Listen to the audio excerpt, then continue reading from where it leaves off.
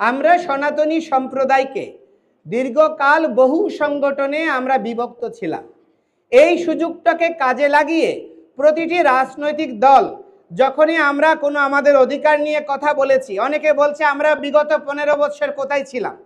বর্তমানের যে আন্দোলন হচ্ছে, এই আন্দোলনের চেয়েও দ্বিগুণ আন্দোলন হয়েছে আপনার 21 সালে শারদীয় রক্তাক্ত শারদে, এবং 154টা দেশে আন্দোলন বিস্তৃত হয়েছিল।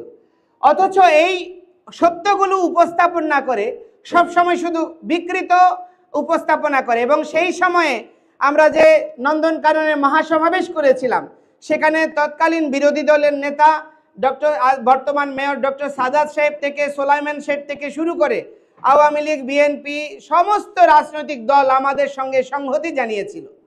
তো এখন প্রশ্নটা হচ্ছে, সেই আন্দোলনগুলো করতে গিয়ে আমাদেরকে সরকারি পর্যায়ে জানানো হয়েছিল আপনারা বিভক্ত, আপনারা এক হয়ে আসেন।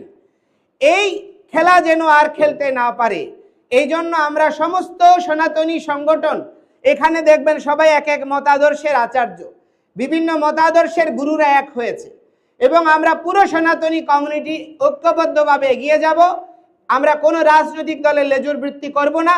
যারা আমাদের ডিমান্ড, আমাদের প্রত্যাশা, আমাদের মর্যাদার সঙ্গে সম অধিকারের নিরিখে, সাম্যতার নিরিখে নাগরিক হিসেবে মর্যাদা দিয়ে আমাদের সঙ্গে মুভ করবে, আমরা তাদের সঙ্গে কাজ করব। না হলে আমরা কোনো রাজনৈতিক দলের লেজুর বৃত্তিতে যুক্ত হব না।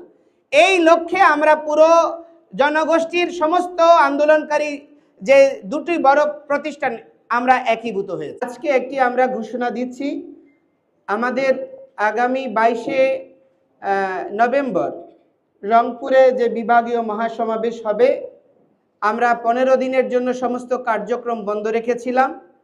আমরা সরকারকে সহযোগিতা করতে চেয়েছি। আমরা এখনও সহযোগিতা করার মনোভাবেই পোষণ করি। শান্তিপূর্ণভাবে আমাদের অধিকার প্রতিষ্ঠার জন্য আমরা কোনো বিশৃঙ্খলতার বিরুদ্ধে, কোনো রাজনৈতিক ইন্ধনে যুক্ত হওয়ার বিরুদ্ধে আমরা আমাদের অধিকার এবং মতামত তুলে ধরার জন্য আগামী 22শে নভেম্বর রংপুরে মহাসমাবেশ অনুষ্ঠিত হবে। এখানে যারা আছেন, আমাদের প্রাঞ্জলানন্দ পুরী মহারাজ তপোবন আশ্রমের অধ্যক্ষ, ওনারা শক্তি সাধক। আমাদের উমেশানন্দ গিরি মহারাজ আছেন, ওনারা আমাদের গিরি মহারাজ আছেন, ওনারা ব্রহ্মবাদী বা শৈব বলা যায়। আবার আমাদের অজপানন্দ মহারাজ আছেন, ওনারাও শক্তি সাধক। আমাদের ঋষিধাম রয়েছে, বীরেশ্বরানন্দ পুরী মহারাজ রয়েছেন, স্বরূপ দাস বাবাজি রয়েছেন।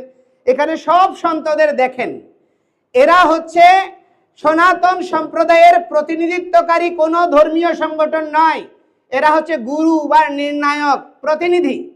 তো তারা যদি মনে করতো ইসকন একটা আলাদা কিছু সনাতনীদের কাছে, তাহলে আমাকে কি জন্য একটা আলাদা ধর্মের মানুষকে কেন ওদের সঙ্গে রেখেছে বলেন? এবং ওনারা সবাই এখানে উমেশানন্দ মহারাজ আছেন, প্রাঞ্জলানন্দ মহারাজ আছেন, ওনারা অনেক ঋদ্ধ, জ্ঞানী, গুণী।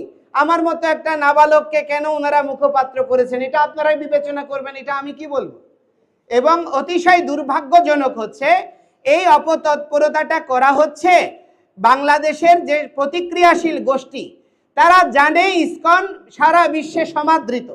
এই যে আপনার আমেরিকায় এখন গোয়েন্দা প্রদানের দায়িত্ব প্রাপ্ত হয়েছেন একজন ভক্ত। তো ইসকন যদি জঙ্গি হয়, যে আমেরিকা সব সময় জঙ্গির বিরুদ্ধে রোল প্লে করে, তাহলে তাকে কেন সেখানের প্রদানের দায়িত্ব দিয়েছে? রামায়া স্বামীরা আছেন, যিনি হোয়াইট হাউসের নীতি নির্ধারক প্যানেলে দায়িত্ব দিয়েছেন, তারা হচ্ছে ইসকনের অনুগামী ফলোয়ার্স।